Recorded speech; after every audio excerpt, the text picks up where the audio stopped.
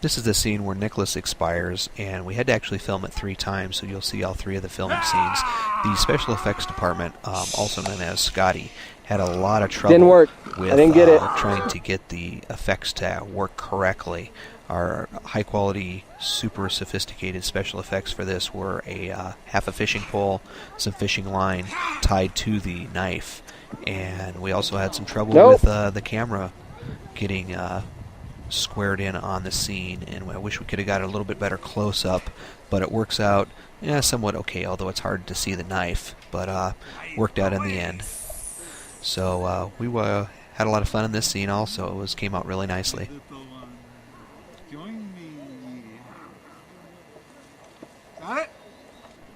Now we go in to see by far and away the best scene of the entire film as far as just overall quality and editing.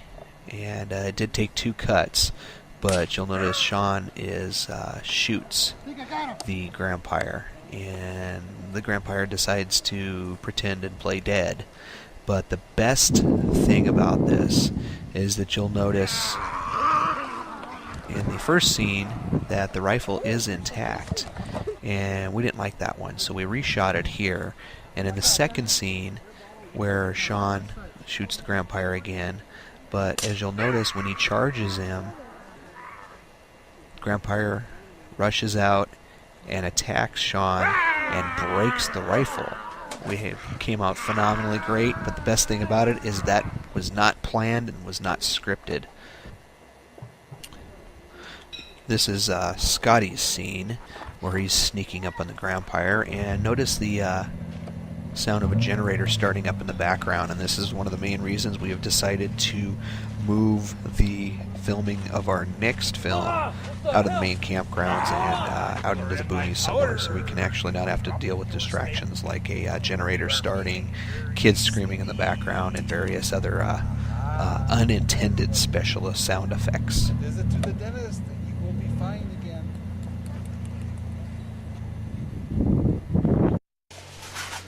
Took some film here of the sun disappearing behind the hill, and the significance there is Grampire isn't actually what we consider an anti-vampire, and his powers wane as he loses the sunlight, just the opposite of a quote-unquote true, real historical vampire. So I wanted to catch that, and this was again something that I had not even planned so much as it just happened, and I noticed the sun going down, so I caught it and threw it in there. So another thing that worked out real nicely in our ad-libbing throughout the film. Now we start getting down into the nitty-gritty of the film, and finally towards the finale. And as we have Andrew wandering on out, he looks around and finds out there's nobody around and wondering where everybody went. So he goes ahead and looking for everybody and stumbles into the Grampire, looking for his final victim of the day. Sleepy you are, sleepy you are. Had to do a lot of volume adjustments at this point because we could barely hear Andrew on tape at all, so I cranked him up as much as I could. A few of the things he says throughout are very difficult to catch, so I did increase the volume about as much as I could without it actually distorting too much. It's amazing to see how much different the movies are when they're unedited and raw, as opposed to how they're actually finally in final edit modes, with the music soundtracks involved and sound effects and everything involved in there. It's just it's amazing the contrasting differences in there. So here we have Grampire approaching the tent or the home that Fluffy has retreated into, and everybody should know that a vampire cannot enter a residence or a home or a structure without being invited in. So Fluffy did the correct thing and ran into his quote-unquote residence at this point and is quite safe with the Grampire outside at this point, who becomes increasingly agitated and trying to get Fluffy to invite him in. some more editing came through on the final cut. I was able to add in the thunder strike right about coming up here shortly, and also the lightning was very difficult, but came out really nicely in the final cuts.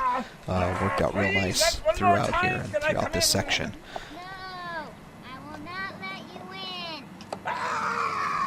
I am frustrated, I am frustrated. I will use my powers to the limit. Okay, as we wind down here, we'll see some more camera issues. Grampire is all of a sudden realizing that he's losing his powers as the sun goes down. You can see the shadows have already crept way up the hill behind, so the time of the day was late evening, and he's losing all his powers. So he's inviting Fluffy to come out and kill him. And look at the actual incredibly realistic final death scene of the Grampire. Andrew holding the stake out so Grampire can grab it and stick it in his chest, in his own chest, while Andrew stands with his hands in his pockets laughing. quite amusing all the way through. So there you have it. We're going to wind this one down here at this point. That was Fluffy the Grampire Slayer. This would be the actual original picture that started the whole process and the whole planning and everything involved with the movie. I'm playing as I tried my best to Fire throw Marshal. everybody in at the end with a little narrative on who they played and everything, and it's interesting to see everybody's on-camera presence there at this point. The various little nervous tics they've got and everything, and then you've got myself coming up here where I was completely unable to get my lines right, so we had to redo a couple times, and myself and Nick actually even got incorrect numbers of the number we died and the victim number we were, so that's kind of funny. We of course at this point I had already began on the post-filming celebrations, so that was probably led to one of the reasons why Mick got the numbers mixed up in there. So this was everybody's winding down at this point, and in the post-filming celebration time. And I was the 5th victim in this movie. Thank you. My name is Scott Rommel. I was the 6th victim in this movie, and I had a lot of fun. So you say the white Wookiee.